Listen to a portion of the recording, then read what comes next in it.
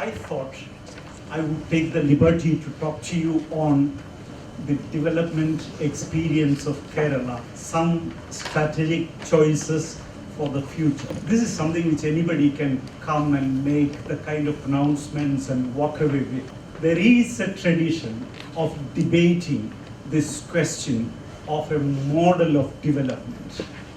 And that debate on a Kerala model of development, that was initiated with the work done at the Center for Development Studies early in the 1970s. We have Mrudu Leepan, we have also colleagues who certainly participated in that venture. And that collective effort, led by Professor Raj, K.N. Raj, the tallest figure in the academia. I mean, I have come across in the Indian economics domain. I mean, now we have eminent people, but then at a time when economics was the leading, I mean, the most talked about discipline in India, I mean, it was Professor K.N. Raj who really stood at the frontiers, gave it direction. And then this work was led by the team of economists under the leadership of Professor K.N. Raj. And that culminated in the preparation of a volume, Poverty, Unemployment, and Development Policy. The volume served as a platform to sound out innovative ideas. Its central theme was that human development is not necessarily linked to high levels of income or high rates of economic growth. And that theme found resonance in many developing countries. And that prompted debate on the importance of public policy interventions. The volume focused on not on the uniqueness of Kerala, as we mistakenly believe that it was all about Kerala as a special case, and then trying to project it as the kind of a model to be emulated. On the contrary, it did not focus on the uniqueness of Kerala. But it certainly dwelt on the thresholds and preconditions to be fulfilled before public policy interventions can come to the fore. The focus was on public policy interventions. It required a whole sequence of developments, and that's what the study focused on. There were endogenous developments and some extraneous factors that profoundly influenced the course of events in Kerala. And that's where a lot of people have come together and listed the kind of sequence of events. Historians, sociologists, economists, they all put their heads together and came up with a number of interesting observations. First and foremost, the ascent of a larger geographical, geopolitical entity, the princely state of Travancore, from 1718 onwards, culminating in the establishment of a larger princely state by 1732. This happened way back in the 18th century. This was important because it's a significant departure from the kind of structure that we were used to. Kerala, you might know, is dotted with the kind of tiny principalities, self-contained feudatory chieftaincies, spread right from north to the south, nurtured by the river systems, independent of each other. These had extremely important implications. That led to these self-contained republics, who were not necessarily conquerable by the neighboring chieftaincies. So much so, from the 10th century onwards, that's the last time people talked about a bigger kingdom the Chera Empire. People talk about it. I mean, they also dispute its presence, but that's a different story. The point is that we continued as the kind of chieftaincies, an amalgam of chieftaincies for nearly 1,000 years. And it's at that stage, at the beginning of the early 18th century, that the larger geographical, political entity was carved out by one of those extremely adventurous kings from the south of Kerala, King Martandavarma. Historical interest. Then, that had a lot of sequential developments. Then it was followed by the early arrival of tenancy reforms. Things which happened in Russia, 1832, I mean, the kind of liberation of the peasantry, that kind of things people talk about in the 19th century context. But here was a feudal chieftain who was ascended to power and found it was extremely important to cut at the roots of his rivals. And that he did by liberating the peasantry. It was a major development. I mean, it's kind of the far-reaching consequences to the history of Kerala. All these things have been beautifully, elegantly narrated by one of the pioneers who did outstanding research in this field, Dr. T.C. Verghese, who did the work study in Delhi University under the supervision of Professor Ken Raj. One of those beautiful books on Kerala agrarian history was written by T.C. Verghese. Its name is Agrarian Change and Economic Consequences. Those of you who get a chance should certainly go through this volume. What followed was the breakup of the feudal society, because once the root of their economic power was cut off, gradually the feudal society started disintegrating. And then, more importantly, that was the time the earliest strands of globalization was there up in the air. The advent of colonial powers looking for markets. And all these things cumulatively impacted on the spread of commercial agriculture. A peasantry liberated from the obligations to pay rents to their feudal chieftains started investing their surplus, first on themselves, in improving their level of living, going in for education, going in for healthcare, expanding their territories of cultivation, going in for commercial agriculture. All these things happened nearly in sequence. Then came the major demographic changes of the early 20th century, when people started going in for better quality healthcare. The spread of a primary health system spread over the entire length and breadth of Travancore, also spread into Cochin, which was beginning to emanate, but certainly not there in Malabar. These things had tremendous impact on the fertility levels in Travancore, the kind of demographic boom which started materializing sometime around the 1920s. All this led to a rise in population density, migration of people to the less densely populated regions, to the high ranges, to the northern parts of Kerala. They all started taking place, say, from the 1920s onwards. And that also happened to be a time when there was the emergence of an industrial proletariat in Kerala. That's the time we started focusing on traditional industries.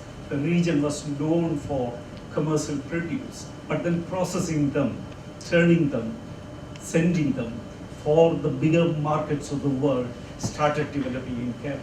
The earliest ascent of coir industry, textile industry, tile industry, cashew industry, all these things happened in the early part of the 20th century.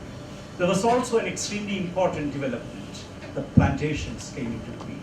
Again, the advent of capital, the kind of know-how involved in cultivating commercial crops, having large tracts of land in the tropical belt, ostensibly with the help of European capital. All this led to making a phenomenal change in the structure of the economy, we started moving into a reasonably higher standard of living, say from the early part of the 20th century onwards. If you look into the kind of works by, let me say, Nagamaya, the early Travancore state manual, he presents the kind of a glowing picture of an economy which is just poised to take off. Then subsequently it collapsed. I mean, that's something which historians need to look into. But then the fact of the matter is, there was a lot of hope in the air. There was a lot of expectancy in the air, and things were certainly looking for the better. And then the presence of an industrial proletariat in sizable numbers in major producing towns, notably Alleppey, they all had cumulative impact on the ascent of a left-wing political movement. They came defending the interests of the workers in these factory towns. And then came independence. The advent of independence also meant, inadvertently though, which a lot of our policy makers, now it looks as though they subsequently regret it. It came with constitutional backing given to trade unions and to the exercise of procedural rights. This was a major departure. Every other country which experimented with democracy started with improving the material basket, which led to enhancement of the political space, which led to assertion of human rights, which led to demanding democratic arrangements. Here we started the experiment, not necessarily in a reverse way, but certainly giving preeminence to procedural rights being given prominence in our constitution. And that, you should understand, was part of a pact between the national leadership of that time with the trade union leadership of India in the major textile towns, in the major producing cities, in all those urban centers where trade unions were extremely prominent. That alliance between the national movement, the freedom movement, and the labor movement certainly culminated in giving procedural rights, civil liberties, a lasting place in the new Constitution of India drafted in the 1940s. And this had tremendous implication on subsequent development. Looking back, now when we say that all these labor laws, all these freedoms we confer to workers are irrelevant, we should have some kind of an exit clause, we should somehow make it possible to move out of the stranglehold of unions who are penalizing the public. So the public argument goes. But one should understand that there was a pact, an implicit social contract between the national leadership and the leadership of the trade union movement at that time. They did it in good faith, and that had far-reaching consequences on the making of a sane polity which we are now the proud repositories of. Now, cumulative impact of all these developments were manifested, but then there was something also happened. The 1930s depression that preceded independence also led to a long-term decline of the traditional industries of Kerala. The markets did not expand. And in the absence of expanding markets, there was a kind of wilting, there was a kind of stagnation of these industries. And the demography boom was taking place in Kerala. All this very seriously affected the labor-intensive industries of Kerala. The decline of the labor-intensive industries did take place, which compelled the state political leadership, with a pronounced leftward bias, to take on a redistributive transfers as a means of dealing with the situation. When people lost their jobs, when they found that their centers of work were being obliterated, when redistributive spending that gained ascendancy came, let me also say, something very profound happened in 1957, when following the linguistic reorganization of Kenya, the first general elections came, and the Communist Party came to power.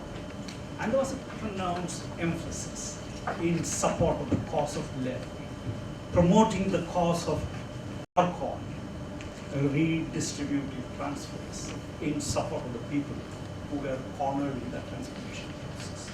Cumulative impact of all these changes were manifested in improved indicators of a physical quality of living and human development in Kerala. At a time when the rest of India was complaining about the kind of huge population growth, stagnation in the economy, famines in Bihar, we had the kind of strange situation. We were able to garner resources and spend substantially on improved educational facilities, improved healthcare, all these on behalf of the people who found that their traditional employment opportunities were being circumscribed. And that was entirely the result of a left-leaning polity taking important decisions in support of the people. And that led to these improved indicators of living. You should know that this is a staple of all researchers on comparative analysis. People talk about literacy rates, near universal access to primary education, declining rates of mortality, fertility, morbidity, higher levels of household consumption. All these eventually manifested because once we reached the threshold of declining fertility rate, there onwards a lot of doors were opened. People suddenly belonged to smaller families, the nucleus families, and they could afford to send their children to better education. The presence of a benevolent state extending help necessarily meant that all, irrespective of the class status, could make use of these facilities for improved educational opportunities. That led to them being stationed on value chains, on vantage points on value chains in the global market and earning returns based on their educational progress. They acquired the kind of strange mobility.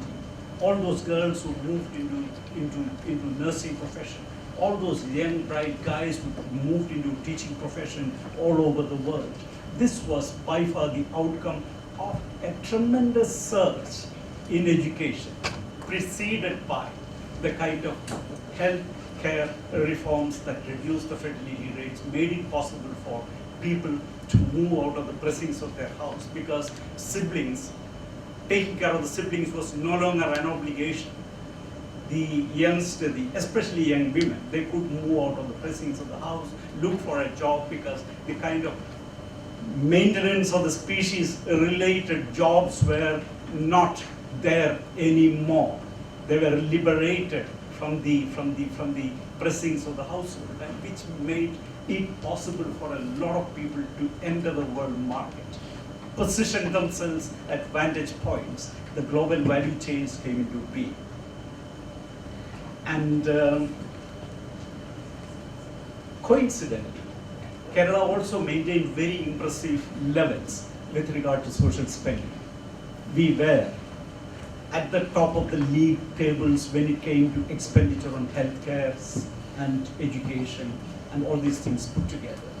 The kind of a break, I mean the position which the state occupied, top position until, let me say, 2003, when an important piece of legislation came into being, the Fiscal Responsibility and Budget Management Act. That really circumscribed the powers of the state to go in for expansionary public spending. That put a stopper on our ability to indulge in redistributive transfers, improve the quality of education, reduce the size of the classrooms, make them move to more diversified skill formations, improve the quality of the public health system. All these things were urgently required. One way or the other, the state failed to move along those lines because of the stipulations made by the Fiscal Responsibility Act. That's something which has got to be, in any case, reinstating social spending to its rightful place in history is an important challenge which needs to be taken up by the state's leadership in the years to come.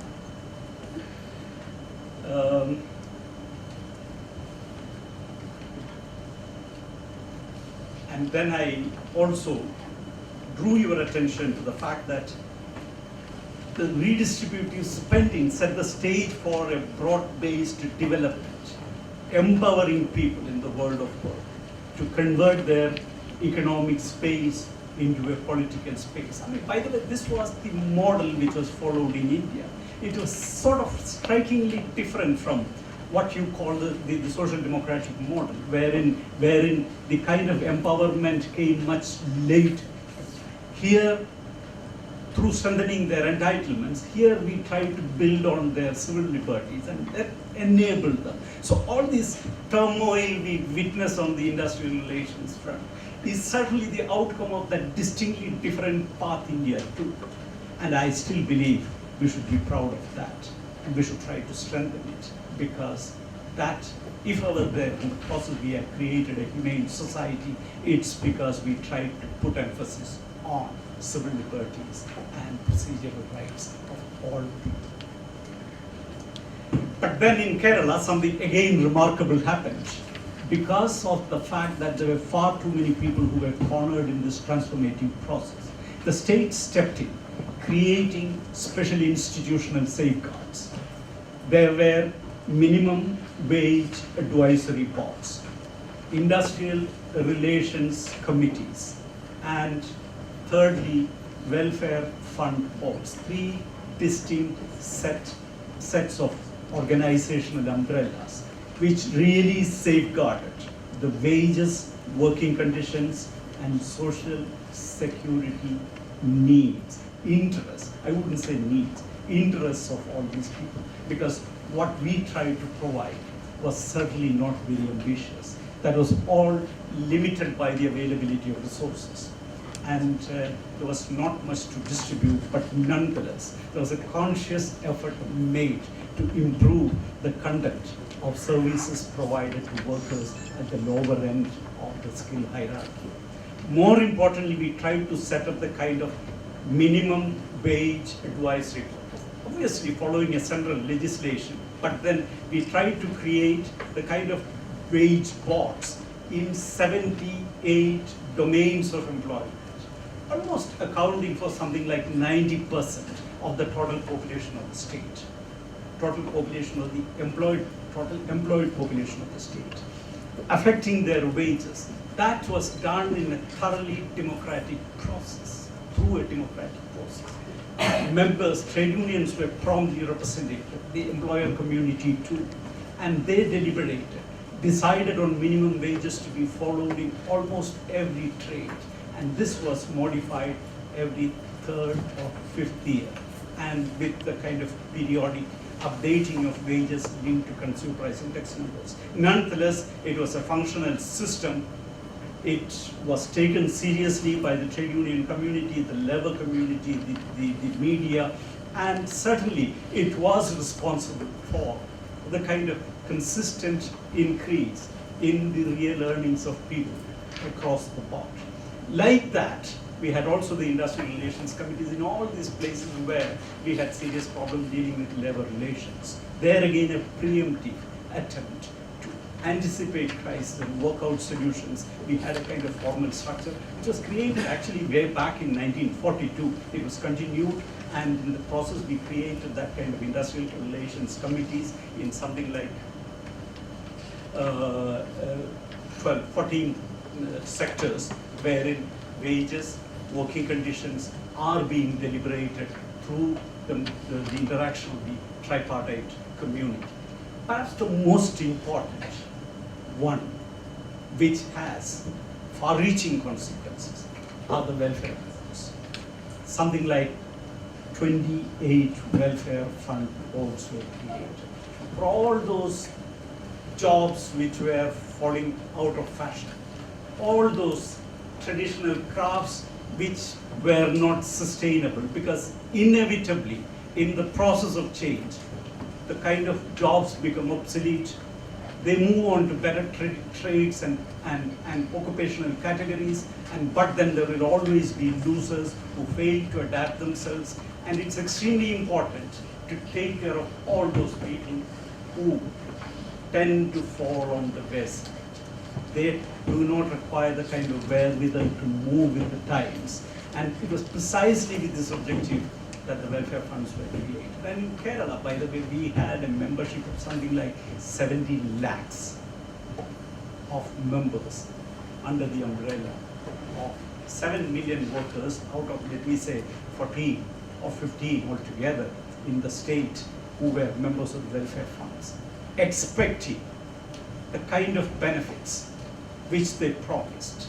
And the fact of the matter is, we could not provide the kind of serious benefits to all these people. And this is something, again, one has got to give a lot of thought to. What's the right approach we should take? What's the kind of improvisation we should bring about? And what are the kind of benefits packages that one should think in terms of providing to people who put their faith, became members, made contributions, but at the end of it, they are going to find themselves at the receiving end, in the sense, very unequal relations receiving end, for the simple reason we haven't got the kind of wherewithal, we haven't mobilized the kind of required resources that can meet their legitimate aspirations. Therefore, when it comes to challenges ahead, one should think in terms of 2 or 3 things. One, we very proudly talk about minimum wages. Minimum wages, the way we have designed them, are all centered around subsistence wages. Actually, in the rest of the world, in many places, they're still centered around subsistence wages. But at crucial stages in the growth of nations, they moved from subsistence wages to the notion of fair wages. Wages you feel that is being true to, honest to you, and reward you for the kind of inputs you make. Wages which you think is not anybody's mercy to you. Wages you think is just reward for your skills and your efforts. And that kind of wage can be derived through what is called the fair wage system. Again, it's something which the entire tripartite community of the state, they've got to come together and work out the mechanics for allocating, for deciding on the content of fair wages. I'm not trying to say that it's going to promise the moon, but certainly where you feel that from the point you enter into the labor market, justice is being served to you, fairness is being served to you. That's in conformity with the notions of justice. The theory of justice says that from now onwards, I get fair returns. And that is fair wages all about. It's not subsistence wages decided around the calorific needs of people. One should be able to think outside the box and create an inclusive framework where fair wages are accessible to all in the labor force. Again, this is a major challenge which has got to be thought through, and this is where the polity has got to give greater attention. Still more important, and this is the point which I wish to spend another 5 minutes and I'll be through. This is about creating the right institutions for social protection.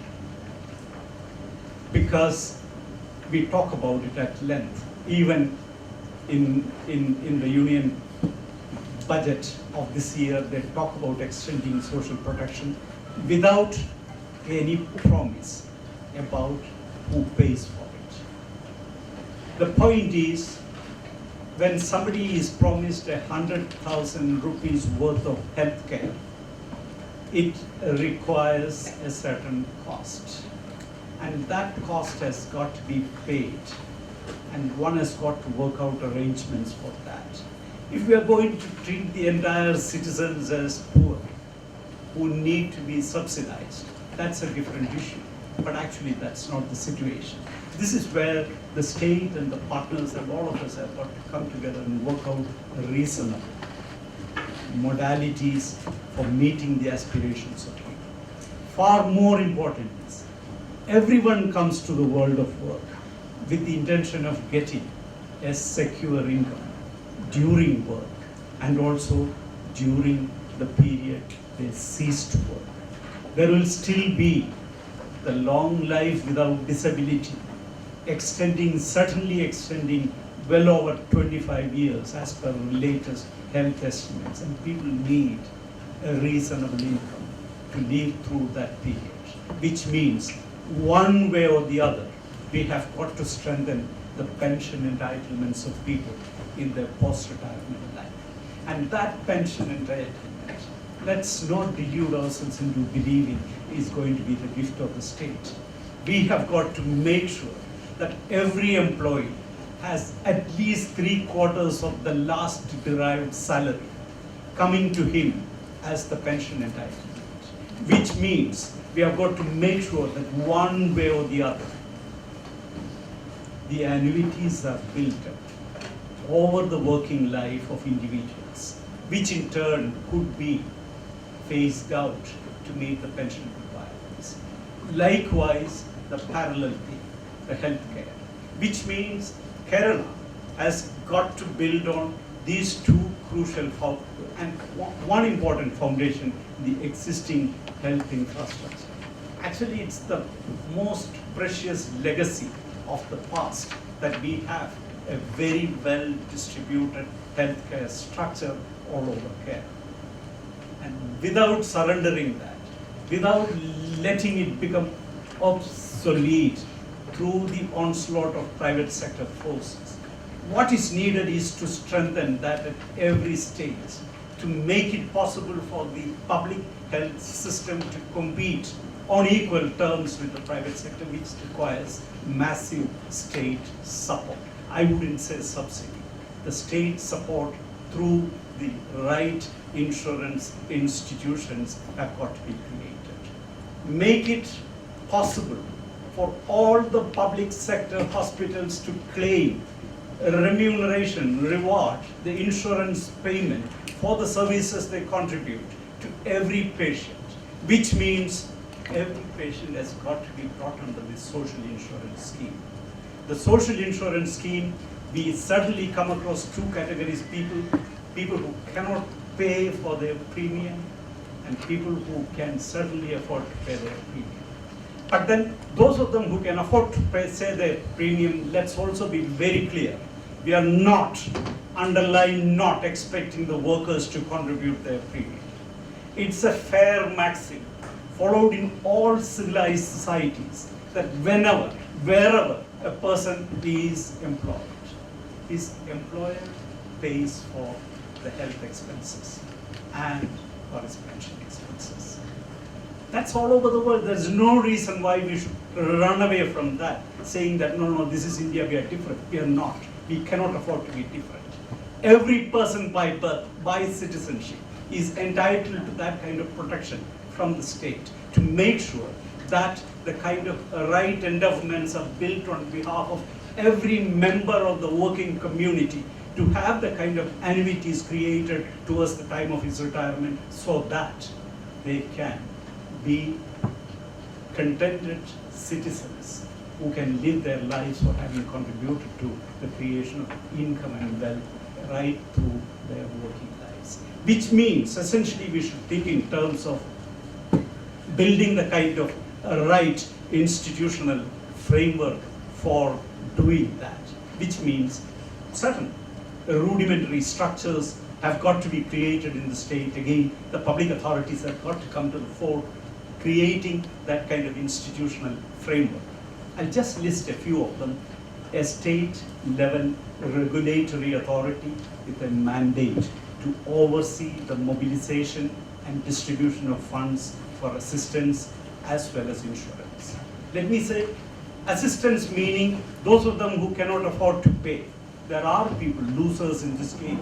All those people who cannot work, who cannot have their skills upgraded, who certainly belong to the lowest end of the skill spectrum, we don't expect them to contribute. On their behalf, the contributions will have to be made by the state. But then a state-level regulatory authority will have to be created, entrusted with the task of mobilizing resources, identifying them, and mobilizing resources. Second, the public health, which I already mentioned, the public health system of the state to be strengthened, to compete with the private sector on equal terms. Third, the basic administrative unit of a welfare office to be created at the local self-government institution, be it a panchayat or a municipality or a corporation. That welfare office has got to maintain digitized records of all potential beneficiaries of social assistance and social insurance, meaning healthcare and pension benefits, if they belong to the world of work, which means that kind of record keeping has got to become the established function of the state under the aegis of the self-government, local self-government institutions. Fourth, the crucial role of social actors, voluntary teams, even paid teams, drawn from the groups of beneficiaries, ought to become part of the light brigade. They should be there, taking membership, making collections, ensuring that the rewards are paid to them, and all those things will have to be overseen by a responsible group of people drawn from agencies who represent the interests of the workers. And these organizations have got to be manned by, have got to be supervised by the representatives of workers' organizations. That's one lesson we learned from the social democratic countries of Europe, that the welfare funds, the pension funds, the healthcare funds, they are all managed by workers' organizations, with of course representation by the state and perhaps with the employers' organizations. But nonetheless, these are managed, and that's one way of ensuring the loyalty, support, and goodwill of the entire community of workers. And that's something which ought to be borne in mind. And then the preconditions wise, there's one more thing. All entitlements of individuals in connection with their pension entitlements, in connection with the healthcare entitlements, need to be linked to their national identity cards, and they should be made portable across the country, irrespective of the duration of work, location of work. And that's where we become part of a national health insurance system.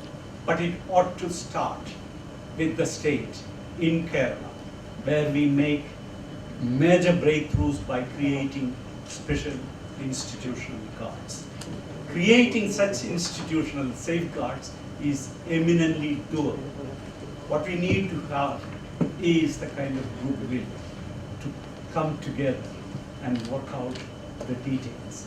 And I still believe that is there in the air, and it's distinctly possible by the signals that we receive from the polity right now. Thank you.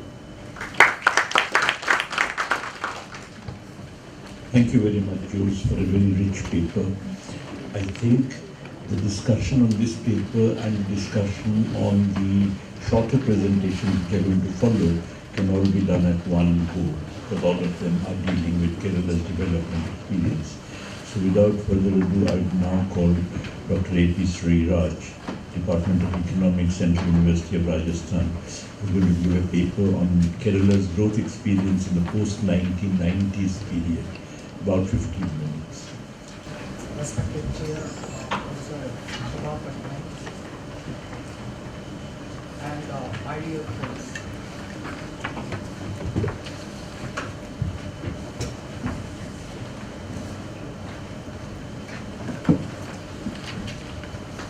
Here, Professor A.B. Jose beautifully described the development experience and 18. So I will be concentrating on what is happening in Kerala during the recent past. So my presentation is entitled as Kerala's growth experience in post-1990s, radical departure from the 1980s, a question mark. So the main objectives of my presentation is to understand the trend and pattern of economic growth, the causal structures of economic growth, and I will be deploying the aggregate demand analysis to understand the causal structures of economic growth. And we all know that private consumption expenditure is the largest component of aggregate demand.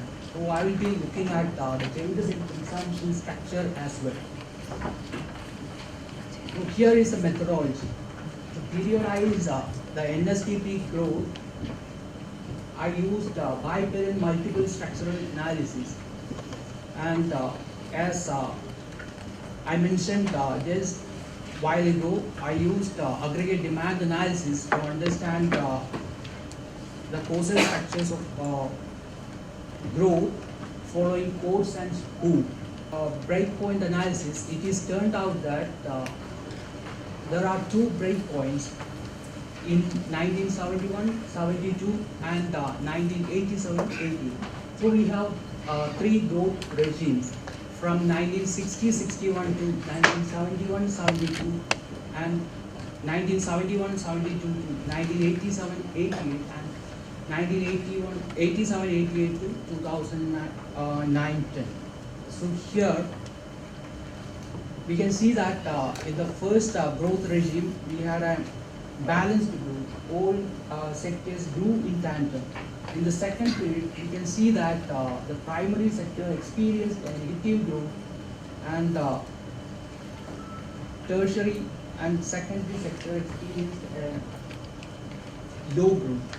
And in the last period, we can see that all the sectors experienced a substantial growth. From the sector-wise contribution to NSDP, we can see that Kerala experienced a drastic changes in drastic structural changes. We can see that the primary sector experienced a secular reduction in its contribution to overall NSDP. The secondary sector's contribution has increased over the years, and the tertiary sector's contribution experienced a radical improvement.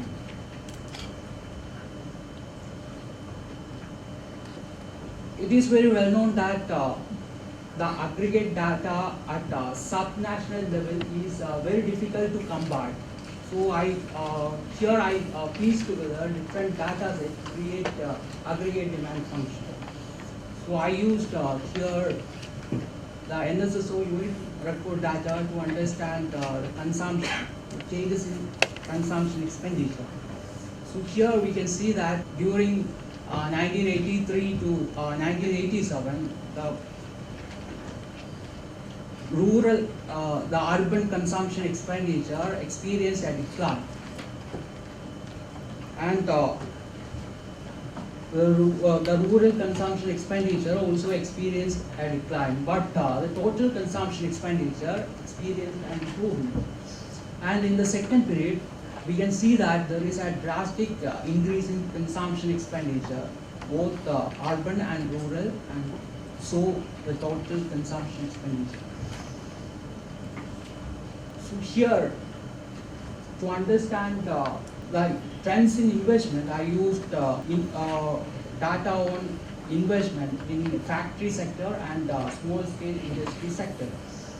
So here we can see that in factory sector and small scale industry sector, the investment in fixed capital has increased over the years. And in agriculture sector also, there is a rapid increase in investment. So in 1987, the total loan to agriculture was rupees 3,795 per hectare of gross crop area. It increased to rupees 7,666 in 2001-2, and in 2009-10 it increased to rupees 9,039. Current or constant price? Constant prices. Constant prices. So there are a lot of case studies on Kerala about the diversion of agriculture loans to other purposes. But we can see that the diversion is very less pronounced in Kerala compared to other Indian states.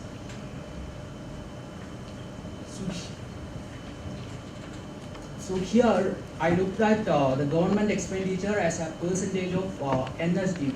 Here we can see that in 1985 the total government expenditure as a percentage of NSDP is 21.73, and in 2004-10 it declines to 16.25. So there is a drastic reduction in government expenditure as a percentage of NSDP. So to understand, these are the important crops that Kerala export to other rest of India and other part, rest of the world. So here we can see that import as a proportion of to production in India is declining over the years.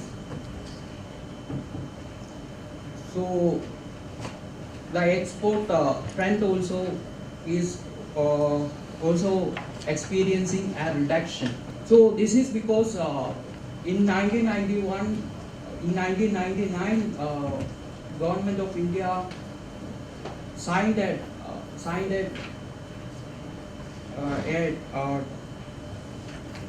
treaty, ASEAN treaty, and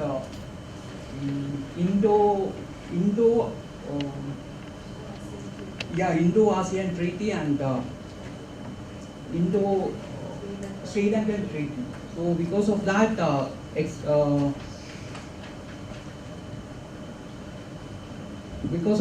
we experience a drastic reduction in export of these commodities.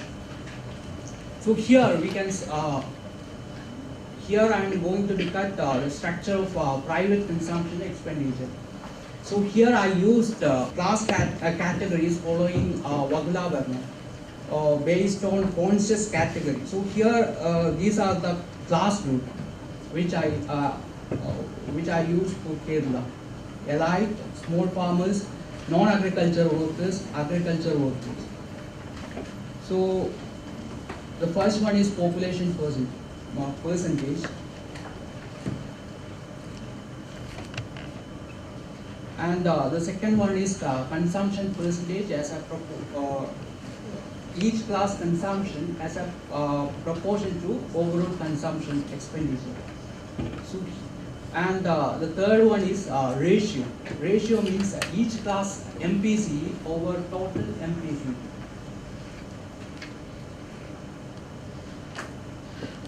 So here we can see that elite consumption contribution to overall consumption has increased in recent years, and the workers and agriculture workers and non-agricultural workers has declined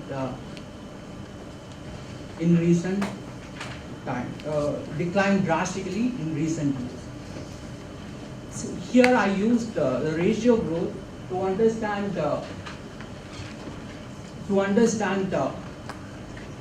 how each class benefited in the growth process. So we can see that elite experienced a drastic improvement in the growth process compared to small farmers, non-agriculture workers and agriculture workers.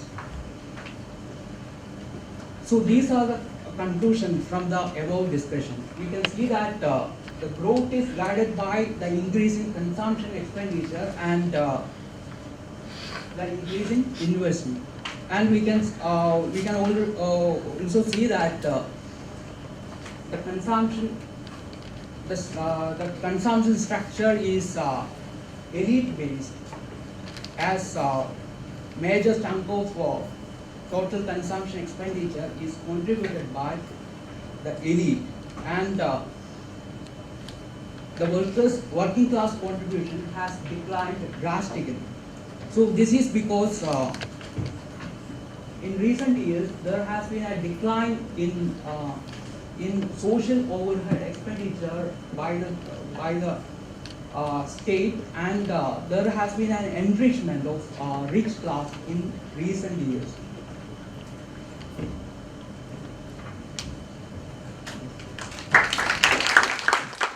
For that, I'd like to also be Dennis. We speak about emerging challenges to cellular development. So being 15 minutes. 25 years ago, the January 1991 issue of the renowned Marxist periodical Monthly Review had chosen Kerala as its focus. The lead article, or the review of the month, as Monthly Review calls it, was authored by Richard Franke and Barbara Chasin, titled Kerala State, India, Radical Reform and Development. Along with the lead article, it also carried 4 comments on Kerala. The authors were Maria Helena Moreira Alves, Carlos M. Villas, Prabhat Patnaik, and Samir Amin.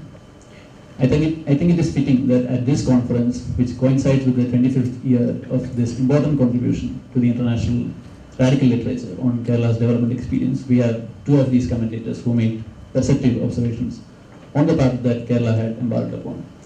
So my presentation is also in the spirit of these writings. My remarks or presentation, there is no slideshow. It is titled Emerging Challenges to Kerala's Development Strategy, Perspectives from a People-Centric Lens. Basically, I intend to make 4 comments or 4 points. The first is with regard to what we call the Kerala model. Now, these days we hear some scholars, not necessarily in economics, say, look, there is this problem in Kerala or that problem in Kerala. So there is no such thing called the Kerala model. So this seems to me to be the result of a confusion about the meaning of the term Kerala model.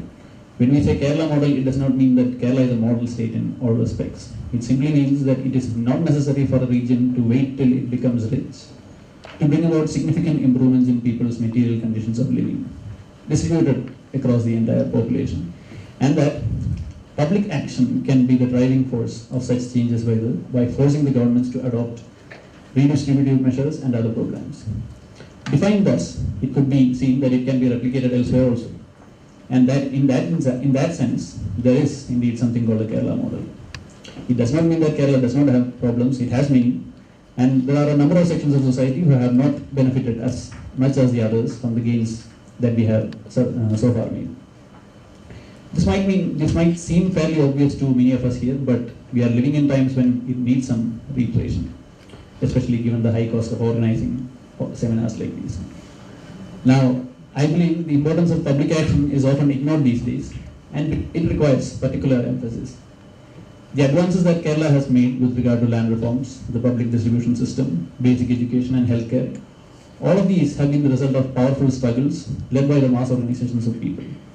Land reform legislation, as is well known, was the result of long struggles by radical organizations of the peasantry and the agricultural workers, and its implementation was also the result of mass actions during the 1970s. The system of public distribution of food has its origins in peasant struggles for de-hoarding and food distribution during the 1940s, and subsequent demands to universalize the system. The spread of mass literacy, as distinct from the spread of education to a restricted set of people in conformation with the caste calling of the rulers, was also the result of demands that arose from mass organizations and popular governments' responses to those demands. The case of the provision of public health care facilities is also no different. Ensuring that such facilities work has also been a task that the mass organizations took upon themselves. A recurring example in the literature, for instance, is that doctors who regularly do not turn up in the primary health centers would be faced with protest actions at their doorstep, and that ensures that they do turn up. The institution of a wide range of social security benefits for various sections of workers in the state is a result of the fact that workers have organized themselves into trade unions and have waged struggles to gain many of these rights. Coming to the second point, many apprehensions were raised about this Kerala model, especially by the late 80s, early 90s and so on. And they centered around inadequate growth in output per capita in the basic commodity producing sectors, including agriculture, mainly agriculture and industry. And there was also the issue of high unemployment, which continues till date. The question was raised, is the Kerala model sustainable? Wouldn't the state run into fiscal difficulties and so on? And there are many who argued that the welfare-centric, redistribution-centric approach of the Kerala model itself is what is holding back economic growth in the state.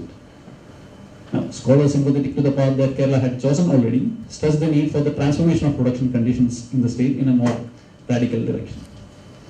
But in spite of many of these discussions in this regard, this historic task of the transformation of production conditions in the state was postponed, I would argue. In fact, this liberty was afforded to Kerala due to some new developments. Sriraj has hinted at some of those. And those mainly were centered around the turnaround in the growth performance of the Kerala economy starting from the late 1980s. Now, how did this take place? This is a question that many scholars have tried to answer. And most arguments have focused on the increase in consumption demand as a result of increased remittances. Now, this argument can be critiqued, it has been critiqued. It can, of course, it can be nobody's case that remittances have not played a crucial role in driving economic growth in Kerala. It has. But did remittance-driven consumption lead to the upturn in growth that occurred in the late 1980s specifically? Because it was a period when remittances were, as per all available accounts, coming down in the context of the tensions and war in West Asia. My own ongoing research work has also been trying to answer this question. It would probably suffice, however, at this juncture, to say that an improvement in agriculture incomes, led by incomes from the natural rubber sector, played a leading role in this regard, in driving up mass demand, which led to a fillip in industrial growth as well. The growth in incomes from the rubber sector, in turn, was primarily the result of a steep increase in productivity during this period. Combined with rising prices and more areas coming under rubber cultivation, this meant that rubber came to account for an increasing proportion of incomes from agriculture. At its peak, rubber incomes accounted for almost half the agriculture incomes from proportion of incomes from agriculture in current prices. And a close look at the pattern of growth in manufacturing and in agriculture incomes, mainly rubber incomes, suggests a close relationship between changes in manufacturing growth and growth in rubber incomes. So you could see that when rubber incomes went up, manufacturing growth went up broadly, and when rubber incomes came down, manufacturing growth also came down. So broadly, this relationship between agriculture incomes and manufacturing growth was quite pronounced during the crash of prices of the perennial crops of Kerala during the second half of the 1990s. Subsequently, the prices picked up before slowing down once again. And it is likely that the relationship is not so close as earlier in the recent years, as the structural transformation in our economy has meant that fewer and fewer people depend on agriculture as the primary source of their income. This is also the subject of ongoing research. Now, remittances, as is well known, have continued going up during this entire period and have played a crucial role in keeping up consumption demand. However, as I said earlier, all this only meant that we managed to avoid facing the core problems of our economy head on. And I would argue that more recent developments have brought that task back onto the agenda. Which brings me to the third point, which is regarding the new challenges to Kerala's development strategy. The pivotal development in this regard is the worldwide economic crisis, which began in 2008 and which is still going on, and which has been showing no signs of abating as yet. Many observers have argued, including Prof. That capitalism is at a juncture where it has found no means to get out of the crisis. Now, the impact of the crisis has reached the shores of our country as well. If we relate it to the issues earlier mentioned, the crisis has immediate ramifications for the state economy as well. The collapse in the growth of world demand, declining oil prices and so on are likely to adversely impact remittances. It is true that the weakening of the rupee means a perverse windfall increase in remittances, but it is not clear for how long this can go on. And I suspect, like most others would do, that this is unlikely to be sustainable. The second aspect as you all would have guessed, is the collapse of incomes from the leading crop in Kerala, agriculture, rubber. So rubber prices have declined steeply. Even continuing production is so unremunerative these days that farmers have chosen not to tap trees, leading to an absolute decline in production. The power of the state government, at the same time, to protect the peasantry from price fluctuations is so limited by the constitutional division of powers between the state and the centre, which prevents the states from imposing any serious restriction on international trade. Setting up price stabilization funds to tide over the price crash is also beset with problems in a milieu of resource constraints and open borders.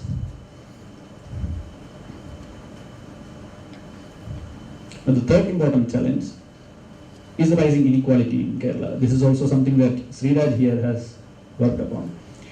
I wouldn't dwell on it too much. I'll just mention that as Sriraj and Vamshi Vagulabharanam have pointed out in their work, inequality of consumption expenditure, which had declined between 1983 and 1993-94, has gone up steeply ever since. Inequality in Kerala is today significantly higher than the level of inequality at the All India level. Not only is this a challenge to the advances that Kerala have made in the sense of undermining a key feature of the development path that we are following, but increasing inequalities should be clearly seen as a threat to democracy itself, because it sets up a dynamic whereby the rising elite would use their enhanced class power to thwart redistributive policies that the people might demand in a democratic polity. Thus I come to my fourth and final point. If we want to preserve the gains that the people of Kerala have made with regard to human development, with regard to workers' rights, including the highest wage rates in the country in many sectors, social security, then we have to face the issue of transforming production conditions of our economy head on. I'll make 2 points in this regard. One, we need a renewed emphasis on the production of food crops, given the fact of the renewed deepening agrarian crisis and the acute difficulties of ensuring stable prices for cash crops. This is something that Professor Patnaik has talked about recently in the International Congress on Kerala Studies, where he argued that Kerala has to focus on ensuring food security, as denying the state food would be one of the means by which Kerala could be sought to be punished if it diverges from the neoliberal path of development. While agreeing with him, I reached the same suggestion from a slightly different angle. Second, increasing inequality is an immanent feature of capitalism, and corporate-led industrialization is only going to accentuate the worsening inequalities in Kerala. Nor will it alleviate unemployment in any substantial sense. Further, attracting big capital into the state can only be at the cost of suppressing wage growth. If we are to avoid that, the logical option would be a renewed emphasis and efforts to expand the public sector and the cooperative sector. So I would end by quoting from one of the lead article from a monthly review that I had talked about in the beginning. Without organized radical struggle, there is no genuine progress. This is the concluding remark that Richard Franke and Jason makes in their contribution. Coming from a university which faced an organized assault in the recent past, I can say this much: there are no safe havens. If we don't organize to defend what we have and to advance rights elsewhere, even the so-called safe havens will disappear. I'll stop here. Also because Siddiq has threatened public action against me if I take too long. Thank you.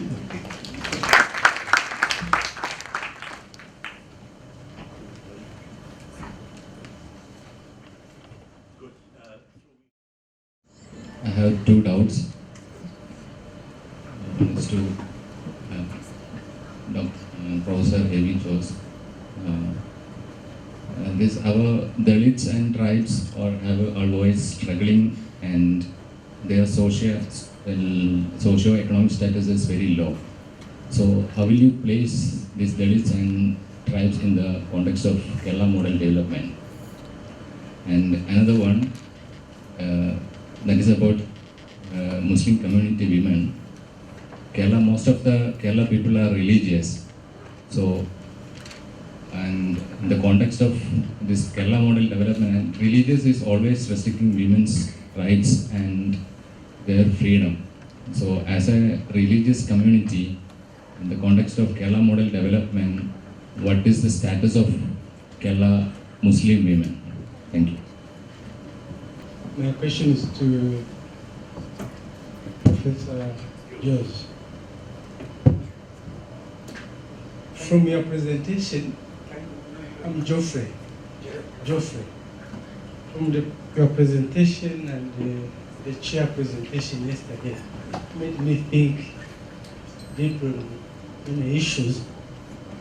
But I have three concerns. One is, why do the concerns of the 30s, or the concerns in the 30s, in the 40s, in the 50s, in the 90s, be the concerns of the 21st century?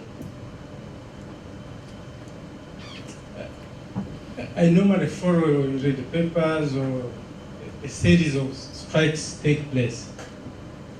But when you understand the concerns, they have a link with the documentation, with the history. With I get concerned. Why should that happen? Because the 21st century should be having new concerns. Then the second concern is about the public policy. I tend to think that I need to be corrected. You can come up with a public policy, like the issue of ST or the public food distribution or many other things. You can have a policy that addresses your concern at a tactical level, but not addressing the problem at a strategic point of view.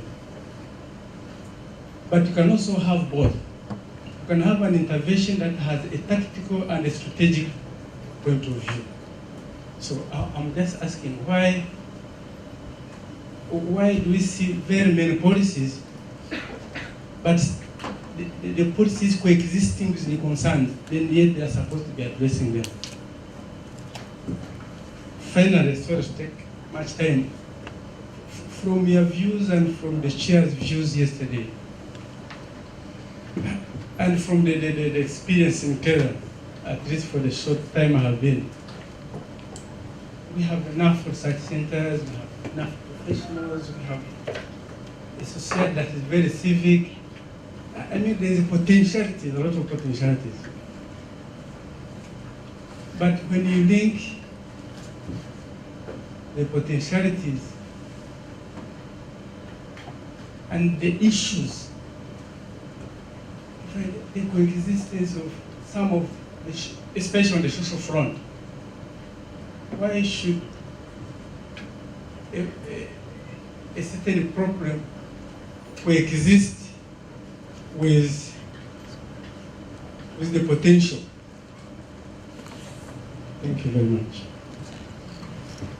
One is to Jose. I'm Mridul Epan, Jose. For you asking who I am. So one is to you, which I think that's a very interesting idea of a fair wage. How does it look vis-a-vis? You need not answer it now, because I think it's a very basic thing, and I would like to have a discussion with you on this. Is it also a family wage? And how then do we look at a woman worker's wage? Should a woman worker's wage not be equal to a male worker's fair wage? That's one question I wanted to ask you. Because always in the context of the informal sector, we find that there is always this thing, that what the man gets is a family wage, so the woman need not actually get something which is equivalent to that. And the second thing is to Sriraj. I mean, I think it's, of course, this whole increase in the rate of growth is really interesting in the case of Kerala, and you're attributing it to the determinants being a private growth in private consumption expenditure, and of course, you're saying investment is growing. Now, the thing is the investment growing in the usual hospital, schools type of category, or is the investment growing elsewhere also in the commodity producing sectors? So you might have done some disaggregation. I'd like to know that, because this is very crucial for what we are calling the future of Kerala. Where is investment really growing? My question is to Professor Jose. So I'm very happy to listen to thought-provoking ideas, and it is very interesting that all those who visit government hospitals get health insurance.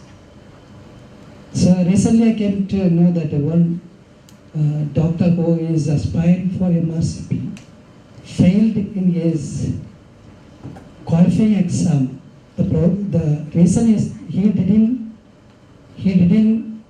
suggest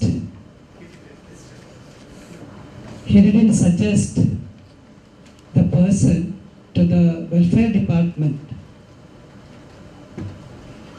who will meticulously identify the deserving persons who requires health insurance card in our state. We know in Kerala, the BPL people are not getting their benefits and APL people are getting the benefits of BPL due to the interaction or the influence of the political parties or the persons. Then how we can meticulously identify the deserving people? Is to Professor Jose. Sir, in your strategies towards the end of the presentation, in your strategies for the future, you have identified one point that beneficiaries should be made part of the administration. But we see that by the People's Plan campaign that we have for the last 10 progress, we see that wherever administration and participation go together, there is a chance of co-option. Now, the best example is the beneficiary committees that we have developed as part of the People's campaign, and we see that a lot of corruption is going on here. Now, is it not better that the beneficiaries remain separated from the administration and let them act as a vigilant group? So that's the first doubt. And next one to Sri Raj.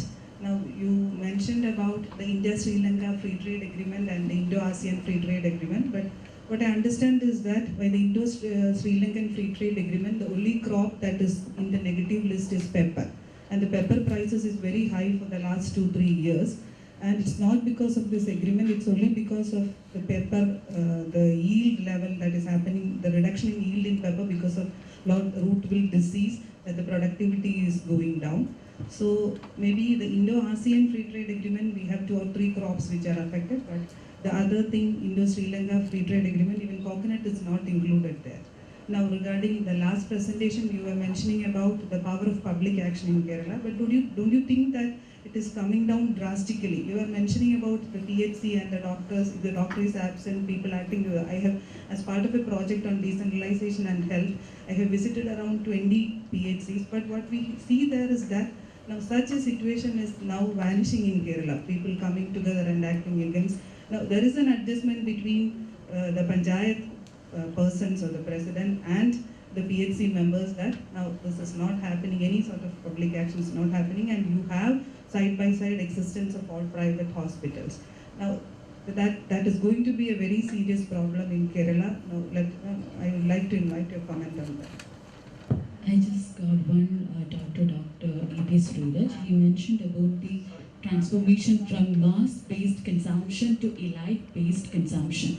First of all, I want to know what is this mass-based consumption and elite-based consumption, because you never defined these 2 terms in your presentation. Because as far as this consumption is not, did you define this particular terms on the basis of the consumption of the commodities that is being consumed? I mean, on the basis of the income levels of consumption or on the basis of the commodities? Second question is to Subin, who stated that Kerala model is a model and which could be replicated. But my question is that throughout the presentation of Professor E.V. Jose, one could understand clearly that Kerala model is clearly the product of a historical progression, a historical process that is highly unique to this climate, to this geography, a historical process that is highly unique to this climate, to this geography, to this space, to this time. So do you think that you can replicate all these phenomena in elsewhere? My name is Pooja Raghu. I have 2 questions to Professor A.V. Jose. My first question is regarding fair wage. What is fair wage and what does it entitle? How do we define it and what are the disparities that could arise from it? And if it is feasible, what are the parameters or the criteria we could take into consideration? And the second question, parameters and what are the disparities that could arise from it? And the second question is regarding the Fiscal Responsibility Act. What does it entitle, and why and when was it implemented? Those are the questions. Thanks, sir. Thank you for the extremely interesting set of questions. But you should also bear with me, I'm getting old, and when one is getting old, your hearing faculties tend to go the other way, and I'm not sure if I got all the questions right, but then I'll try to answer them. Coming to Subair's point about the Dalits and the women, what exactly, the kind of world of disabilities they live. My contention is, look at the situation 100 years ago. We have moved a long way. The kind of tremendous progress we made, mostly through affirmative action, envisaged in the Constitution. It certainly changed the tide. A lot of those people who were deprived for centuries have come to the fore, got a chance to sit on the table of brotherhood and claim through adult franchise, democratic voting rights, and they are treated as part of the society, and they have a say in the allocation of resources. And it's only by gaining access to improved educational facilities can these walls break down. All this talks about women being cornered and they're not able to articulate their rights and wishes certainly will change only when truly secular education gains ground. And that's inevitable. With all the efforts being made to impede the progress of a secular society, religious authorities will always be on the prowl, trying to impair it at every stage. But have faith. Education is a great level. Eventually, you and me will affirm our faith in the inevitability of a secular society which gives equal respect to all human beings. It might still be away, it might still be far away, but it's bound to happen in our lifetimes. So that's my answer to that question. We certainly have to live with these things, but certainly they are on the decline. And that's part of the transformation taking place in the society over a period of time. Coming to the answer from my friend Jeffrey from Africa, Nigeria, which country are you from, sir? Which country are you from? Rwanda. Okay, I'm sorry, I think we met each other before. Listen, we always think in terms of strategic interventions. Tactics are decided by the contemporary's reality. We deal with that. But then, a long view of history, that's where interventions, the strategic interventions come. And that kind of intervention is conditioned by the lessons of history. We know things move in a different direction, in a particular trajectory, conditioned by the historical forces. And therefore, these interventions, we might think that we are just responding to on the spur of the moment to a particular situation that came up, but 30s or 40s, as you mentioned, but then, over a period of time, the kind of societal forces bring about the kind of long-term changes. And it's that process of change we have got to accelerate. And even tactical interventions for the moment contribute to that long-term goal of bringing in a mature society where people come to the labor force and reap their returns in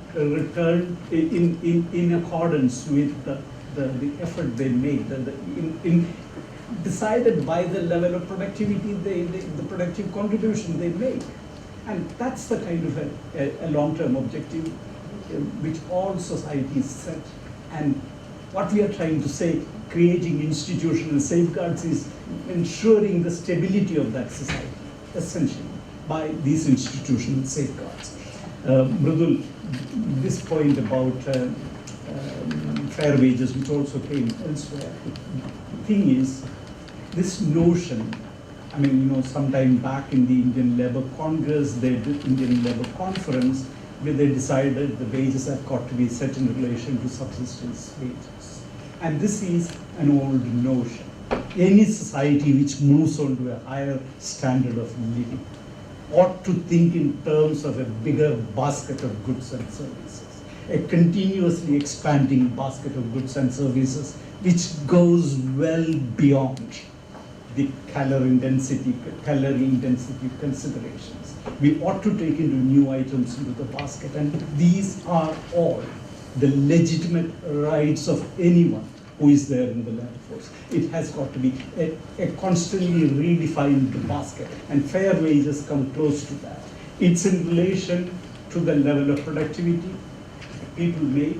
The productive forces of the entire society are going up, and therefore everyone has a right to take a share of the aggregate productivity of the nation, not distributed according to the skill content of people, which is already skewly distributed. No, here make sure that all members of the workforce, all participants of the workforce in the world of work, get a right to get fair wages, to keep the standard of living in consonance with that of a society with improved living standards. And fair wages come in there. It's certainly not subsistence wages wherein people compete for existence. I mean, it's a conceptually different. My point is, let's not try to. The point is, the moment we bring in what we need is bare survival. That's where we sort of recede into defining wages about daily wages, survival needs, and things like that. It's time a developed society, a society which is crossing the threshold of, let me say, moving on to an improved standards regime, certainly should be able to enhance the basket of goods and services offered to its citizens, and the state has an important role to play in making that possible. That was the message I tried to convey. My friend here about the APL, DPL categorization. My point is, let's get rid of these anachronistic calculations. Improve the quality and content of healthcare. Make it accessible to all. Some of us, many of them, may not be able to pay, but that should not be the kind of consideration that should stand in the way. Improve the overall delivery system. It's possible for the society to commandeer, accumulate wherewithal to improve the system. Make it possible for all people to take part in that. And that should be the objective. This categorization about those who can, those who cannot, I mean, that should not really come in the way. But it's much more important to go for something far more tangible. Puja and the beneficiary universities problems on let me come to that question.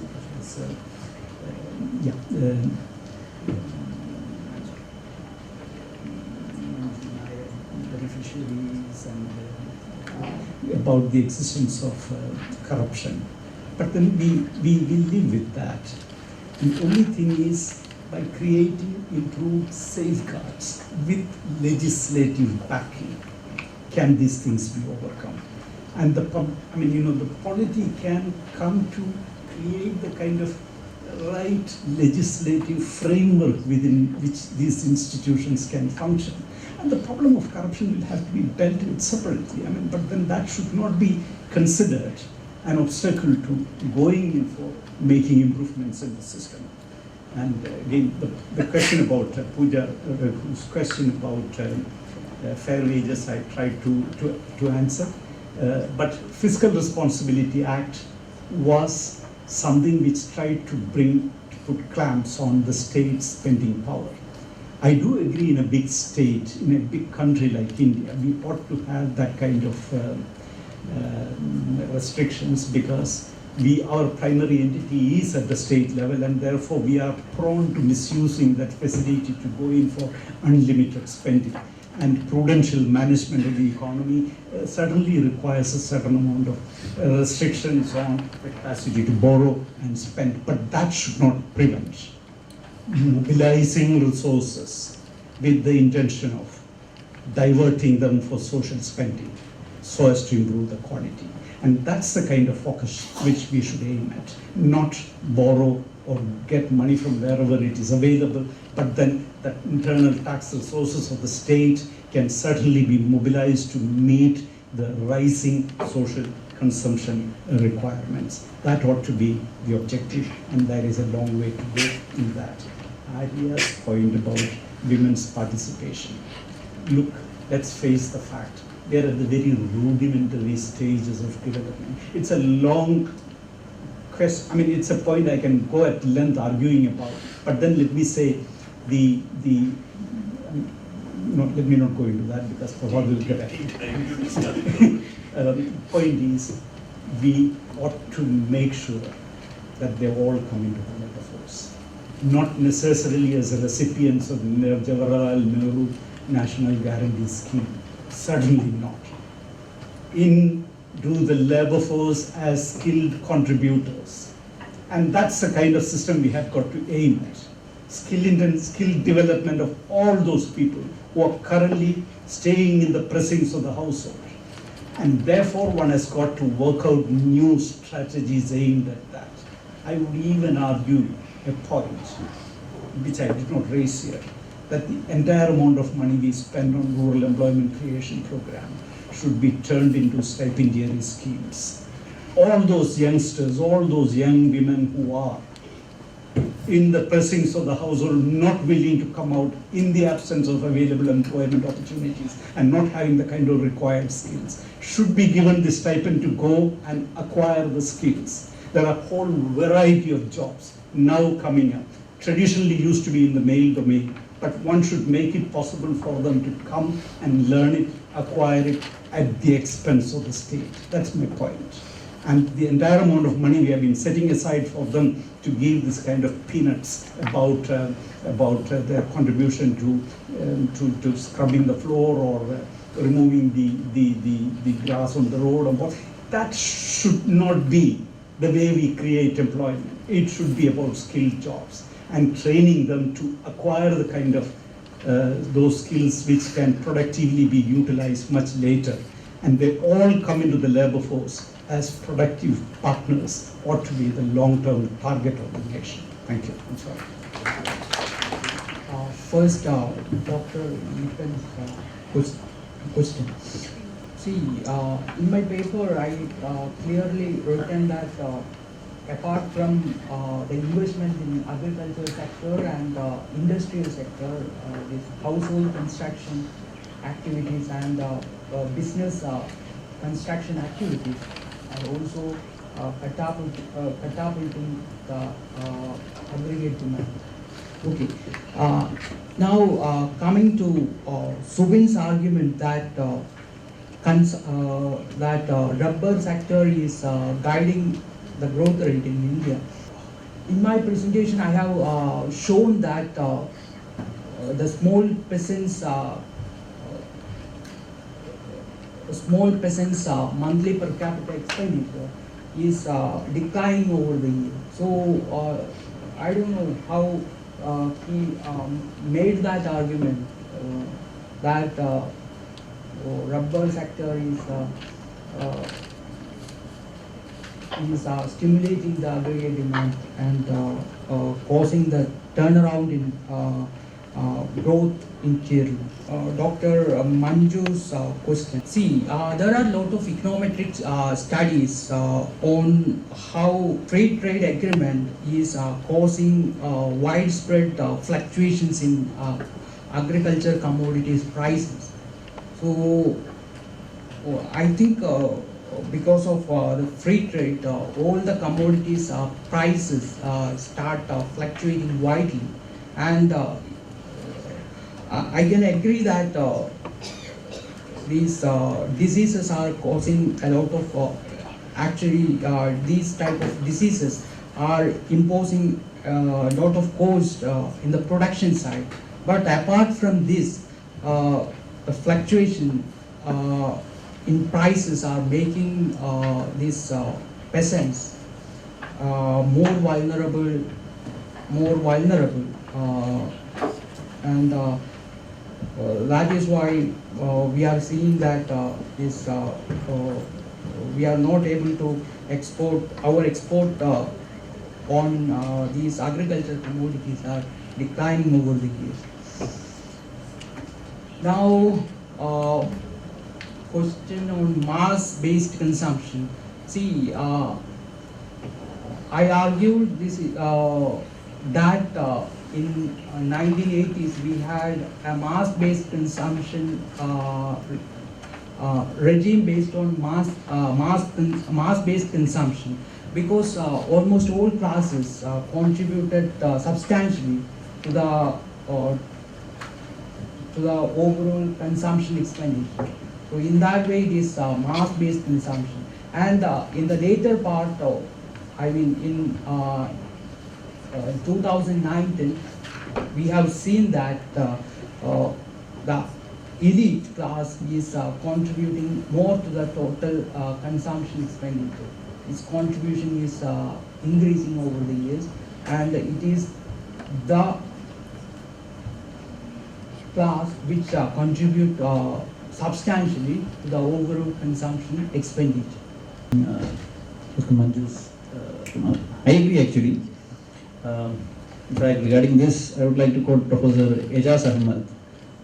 It's one of my favorite remarks of his, that any rights that will last will be the rights we have fought for. So if the current generation believes that all these rights we have won will last forever, probably they'll be proven wrong. So if we just wait for some serious assaults to occur before we start organizing again and starting to take these things seriously, then we'll be up for a shock. Second, with regard to the Kerala model, whether it is replicable or not. Now, a model is an abstraction. It is not a description. Okay, so of course, the path that Kerala has followed is a unique path, just like any other region. So if you look at its details, it will be different with regard to any region. But if you separate out the essential features of it, so that is why it becomes a model. You look at any decent microeconomics textbook, and it will describe what a model is. So once you separate out those essential features, it will become an abstraction. So in that sense, Kerala model is replicable. The fact that it is possible to bring about tangible improvements in the material conditions of living of people, especially with regard to human development and so on. And and you don't have to wait till that region, having a very high per capita income and so on. And the fact that public action, that is action, or people getting organized to win these rights through the actions of mass organizations. So this is what is captured by the term public action. Public action can be the driving force of these changes. So that is what the Kerala model is all about. And this can be replicated. Now, of course, this can be proven only in action. So that is there. There will be specificities and differences and so on wherever you go, but the essential features will remain. I have got a written question, so I'll read it out. There is a witty comment on the fourth estate circles that a positive spin-off of globalization is it reduced air pollution since lots of small-scale industries were forced to close down. Consequently, a number of employees were thrown out of employment, and there begins the collapse of Kerala's development strategy. Your comments. Now, I would say that the kind of Kerala development strategy that we are talking about is at loggerheads with the policies of globalization. So the problem clearly, as per your comment, is with regard to the policies of globalization, not with regard to at least the kind of development strategy that we are advocating. With regard to Sriraj's comment, I have to make a brief comment. I didn't say that rubber incomes are guiding Kerala's growth throughout.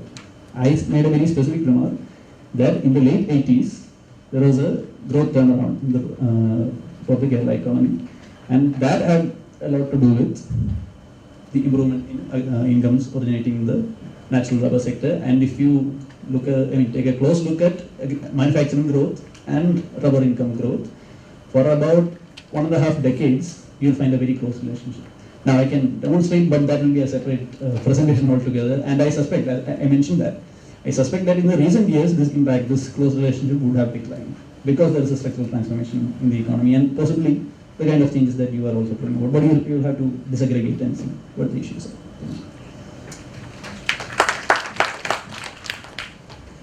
Thank you very much. Having asked everybody else to remain quiet or to cut down on their presentations, it would be too much if I take time. That would be unfair.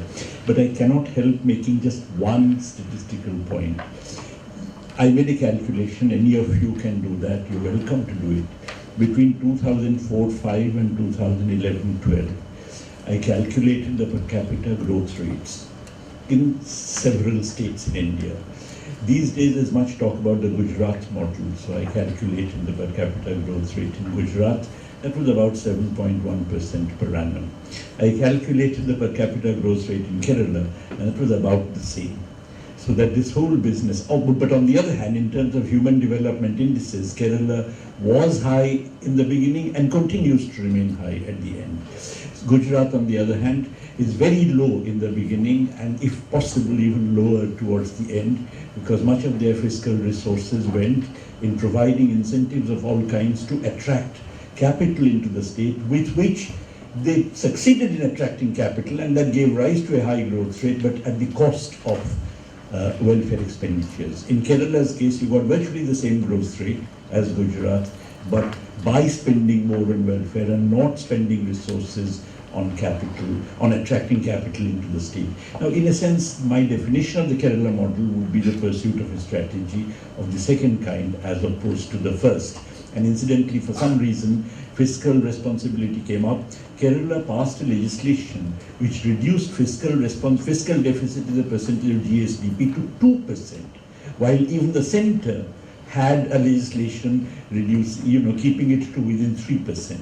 So that I don't know why, who advised it, and the government passed a legislation which I consider an absurd one. Fortunately, Dr. Thomas Isaac did not pay any attention to this legislation when he was the finance minister, which is why expenditures by the state on a number of welfare schemes could be revived in the period I'm talking about in Kerala, like the high growth rate. I'd just like you to do this calculation and think for yourself. To propose a vote of thanks, may I invite Vijay Sri. Good morning all. The technical session 1 has in fact marked the beginning of a heated intellectual discourse which will be flamed in the following sessions. And on this note, I would like to thank Professor Prof. Patnaik, who has been the honorary chair for this session, for his valuable presence and for spending his gracious time with us. And again, I would like to express my sincere thanks to Professor A.V. Jose. And he has beautifully given the tradition of development experience which we have had. It was not a mere presentation, it was actually a beautiful narration which is given. And also I would like to thank the presenters of the day, Dr. A.P. Sriraj and Mr. Sudhin Dennis, for their valuable time. And finally, I would like to thank all the audience for their warm responses and their active involvement. Thank you all.